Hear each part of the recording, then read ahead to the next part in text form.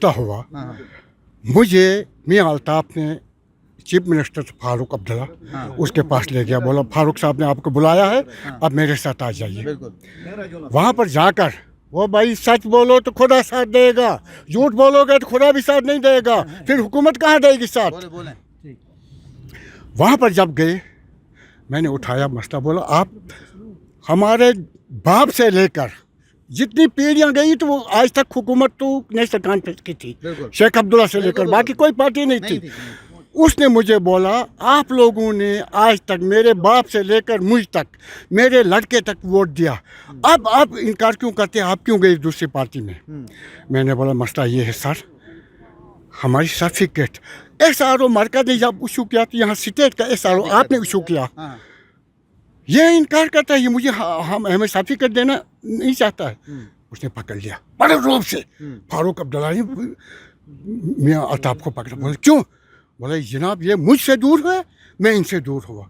अगर ये मुझे एक कदम आगे आ जाए मैं 10 कदम आगे आऊँगा मैं, और आज वादा करता हूँ आपके सामने। बोला इनकी सर्टिफिकेट यहाँ से जाते दे दो, यहाँ से जाकर आज ही इशू कराओ इनकी सर्टिफिकेट। अच्छा, मतलब ये ये फारूक साहब कहता है, ये फारूक साहब के अल्फाज हैं।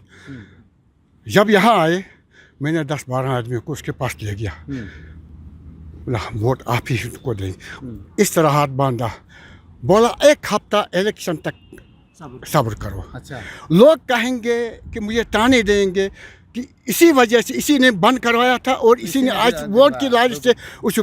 मैं वादा करता हूँ खुदा और खुदा रसूल के साथ सल्लल्लाहु अलैहि वसल्लम, मैं आपका सर्टिफिकेट इशू कराऊंगा। मेरे 3 दिन इलेक्शन जीतने के बाद तीसरे दिन में, हाँ, तीसरे दिन में बोला मैं जानता जवाब हूँ। मैं जानता ही नहीं हूँ। अच्छा, आदाब, स्ट्रेट लाइन में आप सबका स्वागत है। आज हम डिस्ट्रिक्ट गांदरबल में हैं और डिस्ट्रिक्ट गांदरबल का एक इलाका है जिसका नाम कंगन है।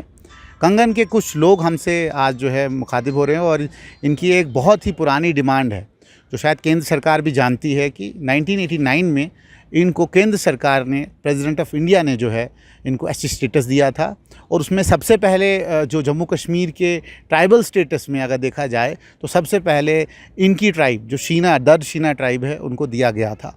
और उसके बाद 1991 20 अगस्त 1991 में जो है गुजर बकरवाल गद्दी सिप्पी को भी उसमें इंक्लूड कर दिया गया। लेकिन सवाल यहाँ ये पैदा होता है, केंद्र सरकार आज पहाड़ियों को जो है ST स्टेटस देना चाहती है और शायद पहाड़ी लोग भी जो है इसके लिए जद्दोजहद कर रहे हैं। लेकिन जो लोग पहले से ही ST हैं और जिनको शायद 30 साल हो गए हैं, 30 वर्ष हो गए हैं ST स्टेटस का सिर्फ़ और सिर्फ कागज़ों के ऊपर ST स्टेटस देखना, और उसके बाद ज़मीनी सतह पे उनको आज तक कभी जो है ST स्टेटस का जो है कभी भी दर्जा नहीं दिया गया। हम आज इनसे ही बातचीत करते हैं कि क्या माजरा है और क्या हालात हैं कंगन के। जनाब, आपका नाम? मोहम्मद मुनव्वर लोन। लोन साहब, क्या दिक्कत है? आप तुलेल के रहने वाले हैं जो मैंने जानता हूं, तो तुलेल बॉर्डर इलाका है, वहाँ पे जो है पाकिस्तान की सेलिंग भी जो है अच्छी खासी होती है और उसके द्वारा जो है आपको माइग्रेट भी करना पड़ा, अपना ज़मीन छोड़ना पड़ा, अपना घर छोड़ना पड़ा। और केंद्र सरकार ने, गवर्नमेंट ऑफ इंडिया ने जो है, प्रेसिडेंट ऑफ इंडिया ने आपको जो है 1989 में जो है दर्द शीना को जो है ST स्टेटस दिया था। क्या दिक्कत है कि आज कंगन में आके जो है 40 साल हो गए हैं आपको, अभी भी जो है ST स्टेटस आपको नहीं मिला है? जनाब, ST तो जम्मू कश्मीर के हर तहसील में मिलती है, अच्छा। सिवाय डिस्ट्रिक्ट गांदरबल के कंगन में नहीं मिलती है। कुछ सियासी दबाव होगा, जो भी तहसीलदार आता है उसे जब अप्लाई करते हैं तो बोलता है मुझे दबाव है, मुझे दबाव, ये पता नहीं है किसका दबाव है। इस वजह से हम उस चीज़ से महरूम हैं। कागज़ी तौर पे अगर देखा जाए, क्या आपको लगता है कागज़ों में कोई कमी है? अफसरान कागज़ को देख के डर जाते हैं कि भाई कागज़ में कमी है, मैं अगर साइन करूंगा वहाँ पे तो कल को मुझे पकड़ा जाएगा। कागज हमारे कंप्लीट होते हैं, जो चीज़ मांगते हैं वो हम उनको देते हैं। आप संविधान के तौर पे लड़ रहे हैं पिछले 30 साल से, सिर्फ़ और सिर्फ आपके इस कंगन में जो है हमें, मतलब ख़ासतौर पे शिया, ये जो शीना कम्युनिटी है उसको जो है ST स्टेटस मिले। वो तो हम तो लड़ते तो 30 साल हो गए, 30 साल हो गए लड़ते, मगर क्या वजह क्या है ये पता नहीं लगता है। वो तो ऑफिसरों को पता होगी, मगर जिस दफ्तर में, जिस डिपार्टमेंट में हम जाते हैं वहाँ से ओके करके हमें देते हैं, मिलता है। तो यहाँ बस जो ऊपर के तहसीलदार- अफसरान हैं, जो वैसे मिसाल के तौर पर जो आपके अभी ड्यूकॉम हैं, डिविजनल कमिश्नर हैं, या डीसी जो आपके डिस्ट्रिक्ट के हेड हैं, उनसे आपको मदद मिली है या कि उनने भी आपको निराश किया? नहीं, उनसे मदद मिली, ड्यू काम से मदद मिली, सोशल वेलफेयर डिपार्टमेंट के कमिश्नर से मदद मिली, लॉ डिपार्टमेंट से मदद मिली, डीसी से मदद मिली। सिर्फ रुकावट खाली तहसील में पड़ती है। मतलब तहसीलदार बड़ा है ड्यूकॉम से? उसका मतलब तो बड़ा ही है। बड़ा है, उसका मतलब हम यही जानना चाहते हैं कि ये क्या वजह है ड्यू काम से बड़ा तहसीलदार। गवर्नर का भी नहीं मानते, गवर्नर ने भी लिख कर दिया है बजरिए ड्यू काम। हमारी वफद गई, मौजूदा गवर्नर साहब से मिली तो उसने लिख कर दिया और ड्यू काम ने बाज़ाब्ता तहसीलदार को ऑर्डर निकाला। लेकिन तहसीलदार इतना पावरफुल है कि ड्यूकॉम का? है, बिल्कुल। अच्छा? इतना पावरफुल है। मैं बोलता हूँ वज़ीर आज़म से पावरफुल है, अमित शाह से भी पावरफुल है तहसीलदार कंगन, जो हाँ तहसीलदार कंगन, हाँ खासकर तहसीलदार कंगन और गोंड का तहसील, 2 तहसील है यहाँ पर। अच्छा, उन दोनों में जो है आपको सर्टिफिकेट इशू नहीं होती? नहीं होती है। तो बाकी किसी और डिस्ट्रिक्ट में इशू होती हैं? बाकी तमाम जम्मू कश्मीर के हर तहसील में जो दर्द सीना से ताल्लुक़ रखने वाले उन सबको सर्टिफिकेट मिलती है और हमने फाइलों में उनकी सर्टिफिकेट भी रखी है। तो आपका नाम? मेरा नाम हाजी जान मोहम्मद शेख है। अच्छा जान मोहम्मद साहब, सबसे पहले मैं आपसे ये पूछना चाहता हूँ कि पिछले 30 साल से आप स्ट्रगल कर रहे हैं और ख़ास तौर पे 370 के बाद जो है कश्मीर के हालात बदले और कश्मीर के लोगों की सोच भी शायद बदल रही है, ठीक है? तो केंद्र सरकार ने ये भी कहा था कि जो 1947 से लेके आज तक जो जुल्म और जबर यहाँ हो रहा था, उनका कहना है कि अब वो जुल्म और जबर जम्मू कश्मीर में नहीं होगा, आप सबको हक मिलेगा। क्या आपको लगता है कि हक मिला? हमारा हक तो छीना गया हमसे। हम 89 में हम डिक्लेयर हुए हैं सीरियल नंबर 4 पे, दारदिशिन, द्रुकपा एंड दारदिशिन। गुरेज में तो सब वहाँ इंजॉय करते हैं। हम जो माइग्रेशन करके यहाँ आए हैं, वहाँ तो गवर्नमेंट के सोशल वेलफेयर के, रेवेन्यू डिपार्टमेंट के क्लियर कर ऑर्डर्स हैं कि अगर कोई बंदा विद इन द स्टेट अपनी रेजिडेंस चेंज करेगा, he can't lose his status. हाँ, ये किसने लिख के दिया है? ये सोशल वेलफेयर के कमिश्नर ने दिया है, हाँ सोशल वेलफेयर के रेवेन्यू डिपार्टमेंट के दिया है और सोशल वेलफेयर के डायरेक्टर जनरल ने हाल ही में 2005 का जो सर्कुलर हमारे निकला है, हमारे लिए हक में निकला है, उसमें भी है। हाई कोर्ट में इन्होंने हमें जो हमारी ये कम्युनिटी है इसके खिलाफ, जिनका हक नहीं है वही हमें इसके खिलाफ लड़ते हैं। अच्छा। इसमें सपोर्ट होता है जो यहाँ एडमिनिस्ट्रेशन है, तहसीलदार है, गोंड का है, कंगन का है, गांदरबल का तहसीलदार है, उनको मिलता है सियासी सपोर्ट। सियासत चलाते हैं यहाँ, वो हुकूमत नहीं चलाते हैं। अगर उन्हें हमारी ज़बान को एसटी देनी है, वो कमेटी फ्रेम करे जो हमारे घरों में जाए, हमारे बच्चों से, हमारी औरतों से हमारी लैंग्वेज टेस्टिंग करें। उसके बगैर ही हमें तहसीलदार कुर्सी पे बैठ के लिखता है कि ये दारदिशिन प्रूफ नहीं कर सकते हैं, जबकि हमने वहाँ से अपना शायद। कौन आपका टेस्ट लेता है? वहाँ टेस्ट लेने वाला कोई? टेस्ट लेने वाला कोई नहीं, सिर्फ वाहिद चाडूला तहसीलदार है जिसने अपने शीना कम्युनिटी से है। नहीं वो तो ज़बान आती है शीना? नहीं, कश्मीरी कम्युनिटी से है। उसने किया है अपने ऑफिस में, उसने फ्रेम कर दी है कमेटी जिसमें शीना के मेंबर उसमें हैं, उसके ऑफिस के हैं। तो उन्होंने वो टेस्ट करके उन्होंने अपना रिपोर्ट दिया है कि भाई वाकई ये शीना ज़बान बोलते हैं। अच्छा। श्रीनगर में ईदगाह तहसील में वो घर आए हमारे, वहाँ हमारे रिश्तेदार हैं, उनके बच्चों की सर्टिफिकेट वहाँ है, वो उनके घर पे आके उनको ज़बान टेस्टिंग किया। न कंगन के तहसीलदार ने यहाँ ज़बान टेस्टिंग की है, न गोंड के ने, न इस गांदरबल के तहसीलदार के पास आज 4 महीने से हमारी फाइल पड़ी है। यहाँ हम बोलते रोज जाते हैं, बोलता है ये है वो है, उस पर भी कुछ। क्या आपको लगता है जैसे केंद्र सरकार अभी बड़ी पॉजिटिव है पहाड़ियों को सीएम बनाने में? उन्होंने, अमित शाह जी ने तो ये भी कह दिया कि अब बदलाव होगा, अब जो है पहाड़ियों का जो है यहाँ पे मुख्यमंत्री होगा। तो आपको लगता है कि आपको 30 साल से हक नहीं मिल रहा है एसटी स्टेटस का, और जो अभी जो है एसटी स्टेटस के लिए जो है नाचते जा रहे हैं केंद्र सरकार में, क्या आपको लगता है कि उनको कभी मिलेगा? इस तरह के हालात हैं। गवर्नमेंट जब चाहेगी उनको भी दे देगी, हाँ, उनका हक जब बनता है, जब रिजर्वेशन। क्या आपको है, जैसे आप एसटी स्टेटस में हैं, मतलब बाकी तो सारे लोग लेते हैं, सिर्फ आपके कंगन में नहीं लेते हैं, तो आपको लगता है कि इससे कोई नुकसान होता है किसी को एसटी मिले तो? हम इनको किसी को कोई नुकसान नहीं होता है। हमारी रिजर्वेशन है, हमारी बच्चे जो हैं हाई क्वालिफाइड हैं, पढ़े हुए हैं, लिखे हुए हैं, लेकिन बदकिस्मती से एसटी का इस्तेमाल ही कहीं हमारा होता ही नहीं है।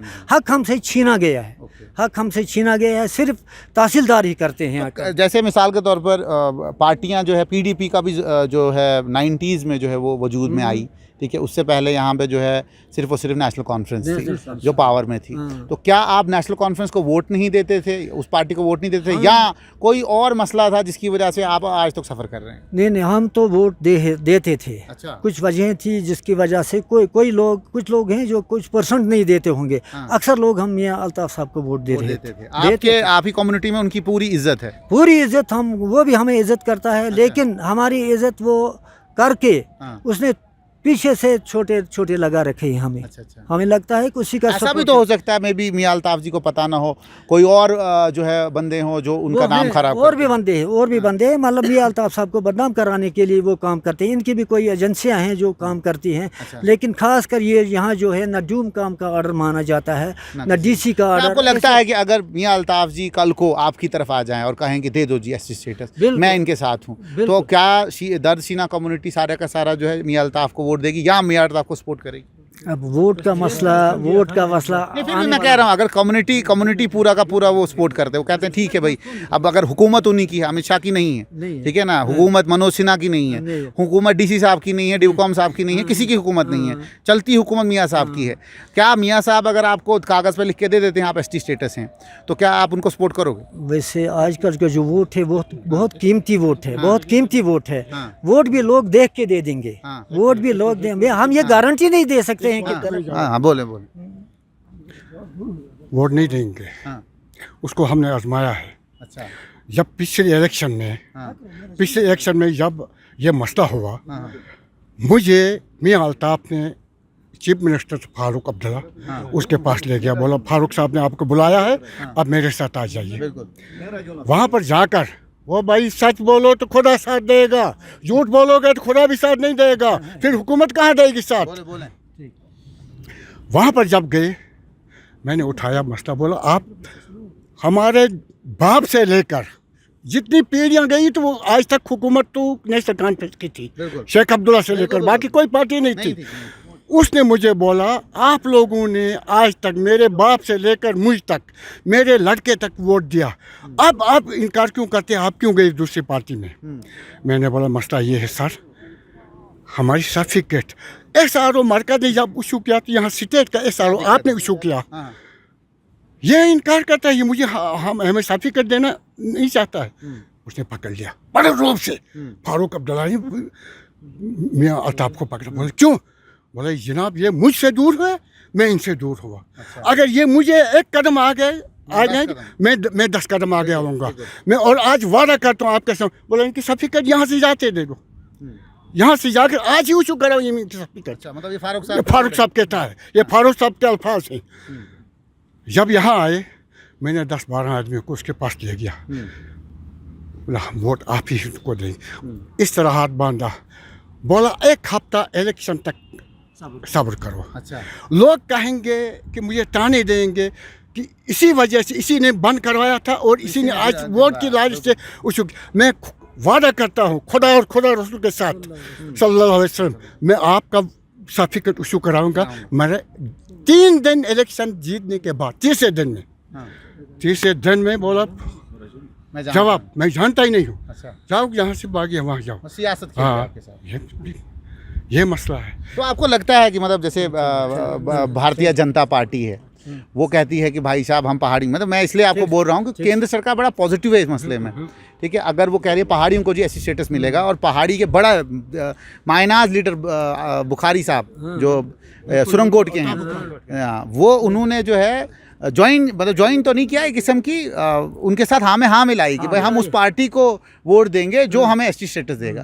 क्यों? क्योंकि उनकी भी लड़ाई जो है पीछे 70 सालों से जब से बना है तब से। हज़ारों बातों में एक बात करूंगा, अगर हमें सर्टिफिकेट भारतीय जनता पार्टी देती है, हम भारतीय जनता पार्टी को वोट देंगे। हमारा कोई रिश्तेदार यहाँ पर नहीं है, जो हमारा दुख को समझता है उसी को हम वोट देंगे। अच्छा। तो दूसरी बात ये कि नौजवानों के लिए खास तौर पर जितने भी आपके नौजवान, देखिए आपने तो ज़िंदगी गुजार ली, आपने लड़ाई भी की, अभी तक आपको जो है उसका फ्रूट नहीं मिल रहा है। लेकिन मैंने ये सुना है कि जो यहाँ की डीसी थी पहले, डिप्टी कमिश्नर, उसने कहीं ना कहीं पॉजिटिव नोट में चीज़ें ली हैं।